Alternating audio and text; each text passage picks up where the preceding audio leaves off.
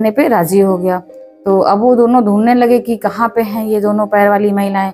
ढूंढते ढूंढते उनके पग चिन्हों से वो पहुंच गए तालाब के किनारे। जब तालाब के किनारे पहुंचते हैं तो देखते क्या है, दो युवतियां वहां पे हैं, रानी भी हैं और रानी की बेटी भी है।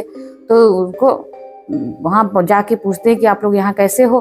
तो रानी जो होती हैं रत्नावती, वो बता देती हैं पूरी कहानी कि कैसे वो अपने राज्य से वहां पे आई और महाराज जी का कैसे भीलों ने जो है संहार कर दिया। इस तरह से पूरी कहानी जब वो सुन लेते हैं तो उनको किसी तरीके से शोक से बाहर लाते हैं और कहते हैं चलो तुम लोग हमारे घर चलो, और दोनों को लेकर के अपने घर चले आते हैं। और जिस तरह से दोनों ने वादा किया था कि मैं बड़े पैर वाली और मैं छोटे पैर वाली से शादी करूंगा, लेकिन ये संयोग की बात होती है कि जिसके पैर छोटे होते हैं वो जो है महारानी होती हैं, और जो बड़े पैर जिसके होते हैं वो लावण्यवती होती है, पुत्री उनकी।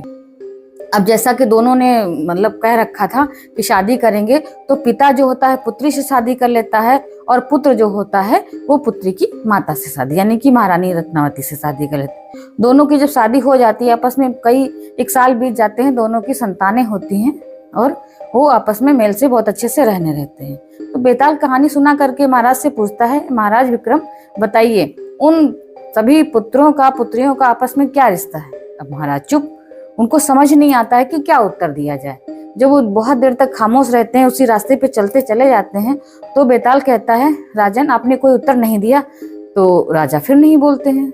बेताल मुस्कुराने लगता है, कहता राजन परेशान होने की जरूरत नहीं, आपने इतने समय तक हमारा साथ दिया, आपने मेरी हर कहानी का जवाब दिया, इस कहानी का जवाब ना भी देंगे तब भी हम आपसे बात करेंगे और आपको हम इस सब को ले जाने देंगे। इस तरह से कहते हुए, लेकिन आपको मेरी बात सुननी होगी। राजा कहते हैं ठीक है बताइए।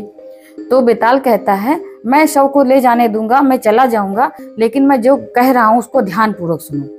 तो राजा ने फिर से कहा ठीक है आप बताइए। तो कहता है बेताल, देखो राजन, जिस तांत्रिक के पास, साधु के पास तुम हम इस शव को लेके जाओगे, वो तुम्हें मारना चाहता है। वो तुमसे कहेगा कि इसका जो है सिर झुका के अभिवादन करो, और आप जो अगर अभिवादन करेंगे तो वो आपका सिर धड़ से अलग कर देगा और वो सिद्धि को प्राप्त कर लेगा। इसलिए जब वो आपसे कहे कि जो है इनको नमन करो या अभिवादन करो, तो आप कहना मुझे ये करना नहीं आता क्योंकि मैंने आज तक किया नहीं है, इसलिए पहले आप करके दिखाएं तब हम आपको करके दिखाएंगे। तो करेंगे या तो अब वो सुन लेते हैं, कहते हैं ठीक है यही करेंगे। इस तरह से जो है बेताल उनको जाता है छोड़ करके शव को कंधे पे और वापस अपनी जगह चला जाता है।